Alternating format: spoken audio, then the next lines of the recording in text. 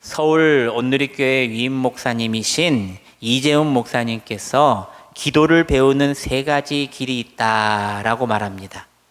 첫째는 기도함으로써 배우게 된다는 것입니다. 기도하면서 배운다는 거예요.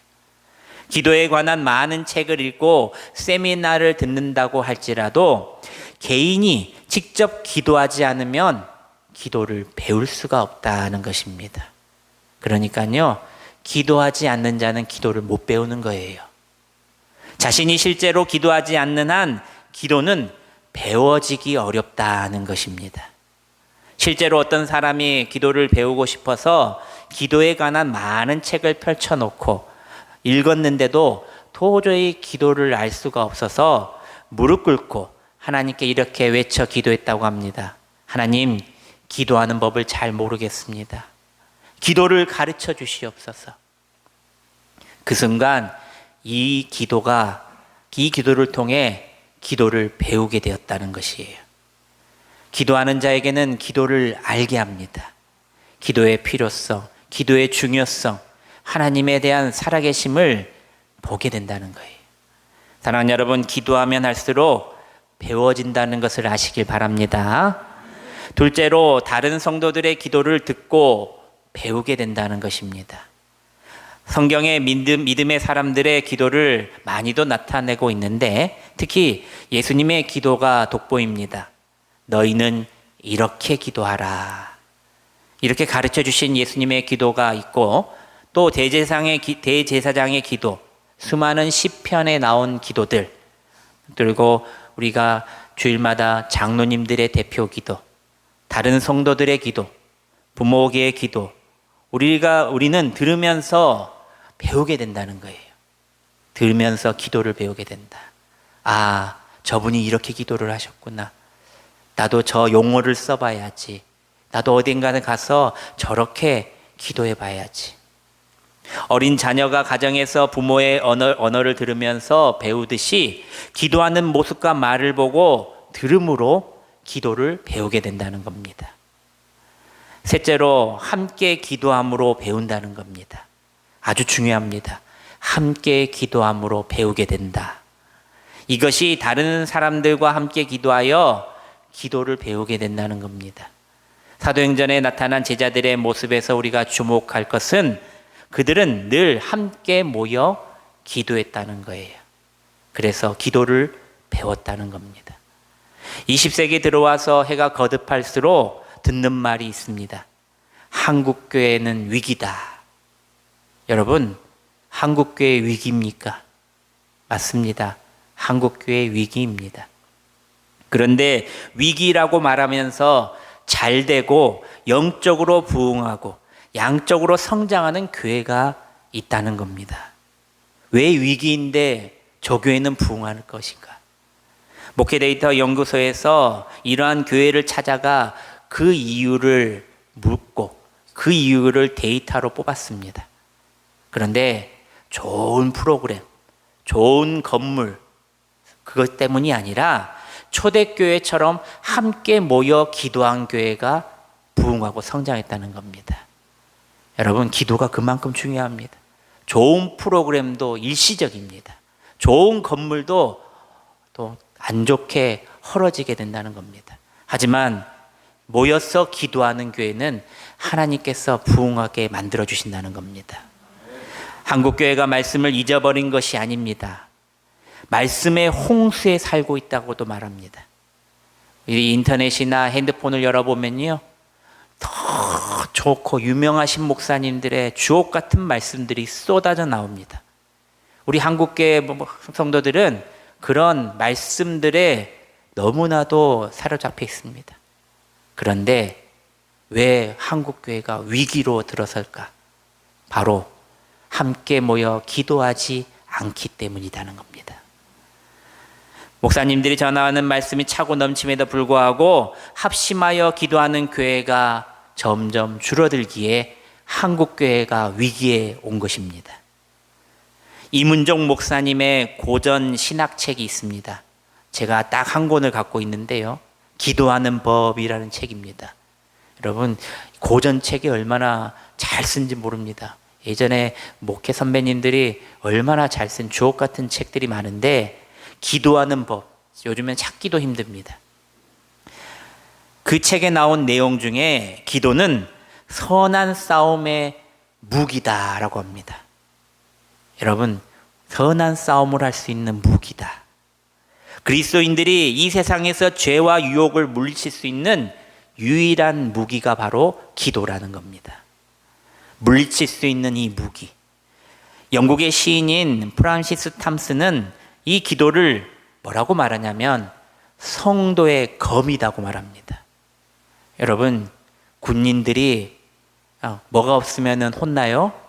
총이 없이 전쟁 나가면 죽습니다. 그래서 총기 번호부터 총을 잃어버리면 혼난 거 영창에 가잖아요. 맞습니다. 성도들도 그 무기를 잃어버리면 자신의 목숨을 죽게 된다는 겁니다. 영적으로도 공격받아도 아무런 대처할 수 없이 그 영적인 공격을 맞게 된다는 것입니다. 여러분, 성도의 검은 뭐다? 기도라는 것입니다. 우리의 무뎌진 검으로 이 모든 것을 이길 수가 없습니다. 이제는 함께 모여서 그 기도의 검을 이제 날카롭게 갈아야 합니다. 오늘 사도행전 4장에 나오는 초대교회 기도의 모습을 통해서 우리 한국교회의 위기를 넘어 승리하는 우리 교회가 되기를 주님의 이름으로 축원합니다. 오늘 본문의 배경을 먼저 살펴보면 초대교회는 복음의 불길이 막 타오르기 시작했습니다. 꼭 지금의 때와 같습니다. 뭔가를 해야 되겠다. 오늘도 우리 권사님들하고 신방을 했는데 권사님이 그렇게 말씀하시더라고요. 기도가 필요했는데 딱 좋은 때에 교회에서 이렇게 금요 기도회를 열어주셨다. 이 조초대 교회도 마찬가지로 복음의 불길이 막 타오르고 이제는 좀 뭔가를 해보겠다 하는 마음이었습니다. 그런데 무엇이 찾아오냐? 가장 강력한 박해가 찾아옵니다. 여러분, 무언가 은혜와 회복을 하고 새롭게 뭔가를 시작하려고 신앙생활도 다짐해 보려고 할 때에 뭐가 튼튼하냐면요, 악한 마귀들이 흔들어 놓습니다. 악한 마귀들이 먼저 흔들어 놔요. 기도를 못하도록. 그래서 기도하지 않는 목사들을 건들고, 기도하지 않는 사모를 흔들고, 기도하지 않는 장로님들을 흔들고, 기도하지 않는 권사님들을 흔들어서 교회를 어지럽힌다는 거예요. 아까 기도는 뭐다 그랬어요? 무기입니다. 우리의 영적인 무기예요. 베드로와 요한이 성전 미문에 앉아 안진뱅이를 일으킨 사건으로 인해서 5,000명이 회심합니다. 나는 예수님을 믿겠습니다. 곧바로 그들은 대제사장과 사두개인들에게 체포되어 목숨을 위협당하게 됩니다. 그런데 놀라운 것은 이 위기 속에서 교회가 택한 첫 번째 행동입니다. 바로 합심에 기도했다는 겁니다. 그들은 모여서 이 문제를 어찌할 것인가 회의도 하지 않았습니다. 사람도 원망하지 않았습니다. 모여서 기도하자. 그저 함께 모여 하나님께 소리 높여 힘을 모아 기도했습니다. 오늘도 우리의 신앙행도 수많은 위기 앞에 서 있습니다. 경제적인 불안, 가치의 혼란, 신앙의 냉랭함이 우리의 믿음을 흔들어 놓습니다. 그때 교회가 먼저 회복할 것은 초대교회처럼 합심 기도라는 것입니다. 함께 모여 기도하는 것, 여러분, 기도만이 답임을 아시길 바랍니다. 기도만이 답입니다. 사랑하는 여러분, 때로는 인생의 위기 앞에 실패를 경험하게 됩니다. 자세히 그 실패의 원인을 들여다보고 찾아보면은 나에게 문제가 없는 겁니다.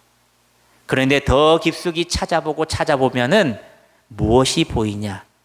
바로 기도에 실패했기 때문에 보이는 겁니다.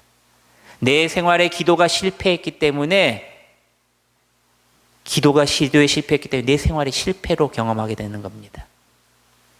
나는 애썼다. 이만큼 했으면 다다. 그래서 기도를 거기까지만 한다는 겁니다. 목숨 걸고 해야 되는데. 세상의 고난과 유혹이 우리를 쓰러뜨리는 것 같지만 실상 우리를 쓰러지게 만드는 것은 그것이 아니다는 것입니다. 바로 기도하지 않는 내 모습 때문이라는 겁니다.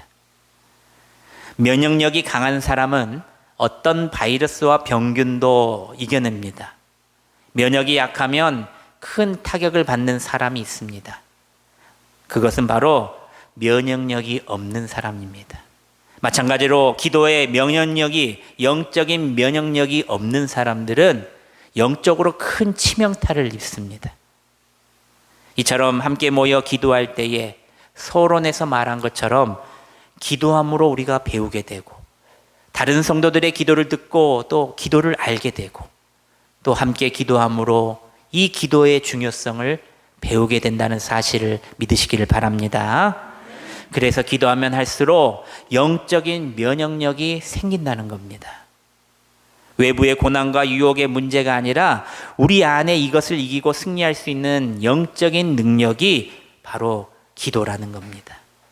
그 능력은 기도를 통해서만 얻을 수 있는 것입니다.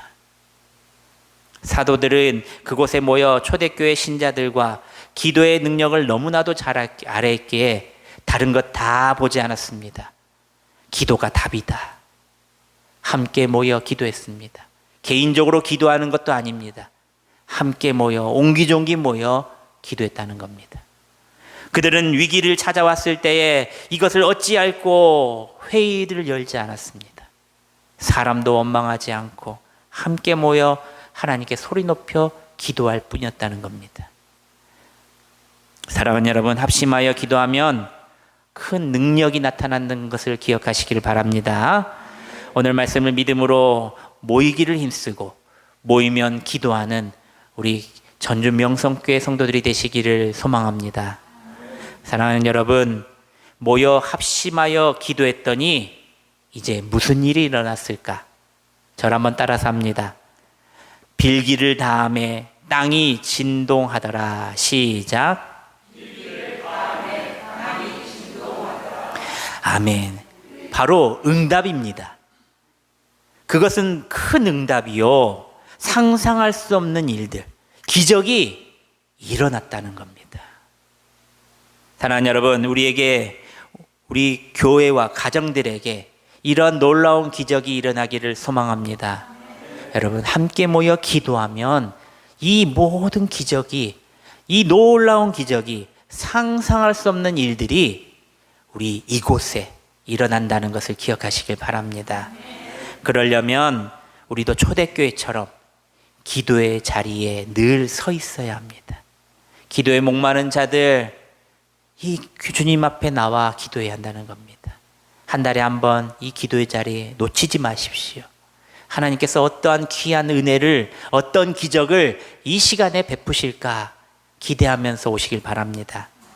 기적은 우연히 일어나는 것이 아닙니다. 하나님의 응답은 기도의 사람, 기도하는 교회에게 임한다는 것입니다. 아까도 말씀드렸듯이 한국교회 위기이고 많은 교회가 쓰러지고 넘어지지만 부흥하는 교회가 있다는 것입니다. 그 교회는 합심하여 기도하는 교회라는 겁니다. 초대교회처럼 한 마음으로 하나님께 부르짖었더니 그때 하늘이 움직였고 땅이 진동했다는 겁니다. 누가 그렇게 만들었어요? 우리 하나님께서 그렇게. 기도는 하늘을 여는 열쇠요, 기적을 부르는 통로라는 사실입니다. 함께 모여 힘써 기도하는 교회가 우리가 되어서 제2의 부흥을 경험하시는 여러분들 되시기를 바랍니다. 저는 고대하고 기대합니다. 여러분, 이 빈자리에 성도들로 가득 차고 찬양 소리, 기도의 소리, 사랑의 소리가 넘쳐나는 그날이 올 것입니다. 여러분, 우리의 기도의 자리, 지금은 시작이지만 주님, 앞으로도 더욱더 주님께서는 놀라운 기적으로 갚아주신다는 것을 믿으시고 이 기도의 자리를 놓치지 마시는 여러분들이 되시기를 바랍니다.